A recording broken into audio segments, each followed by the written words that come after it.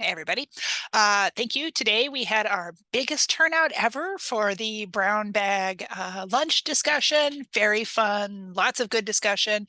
Um, so I'm going to put all the material that I had sent out in advance, that just quick, short things that you can look at to kind of get a feel for copyright and how copyright applies to you.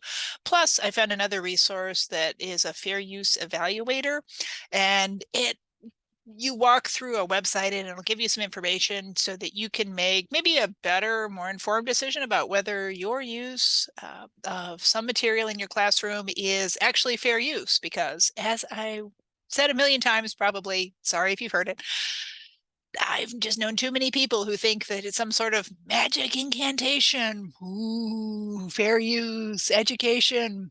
Doesn't work like that. Uh, so you need to think about four different factors. So the purpose, what is the purpose of the material that you want to use? What's the nature of it? What's the amount? What's the nature of your use? What's the amount that you're trying to use? So this is where that idea of one chapter in a book or 10% or less, those aren't rules. Those aren't written down. I mean, they're kind of guidelines, but they work with these other four factors. And the fourth, is the effect. And they're they all need to be weighted. They all count. They all matter.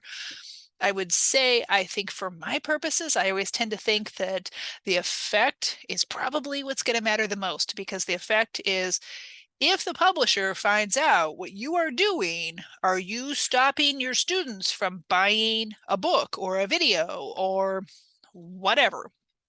If what you are doing is stopping the market, I think you can immediately say that what you're doing is probably wrong, and you're probably in trouble. So I mean, we can talk a lot more about copyright. So always feel free to reach out anytime. I'm always here at the library and available to discuss copyright issues. There's not a lot of hard and fast, black and white, yes, no. So if you have a specific question or a specific scenario you want to kind of bounce around, let's just do that. And that's always going to be the easiest way to make sure that, we're all doing our best to stay out of trouble. Okay, thanks so much. Next session is going to be classroom management. So I will see you in 2 weeks and we will talk about classroom management. Thanks, everybody.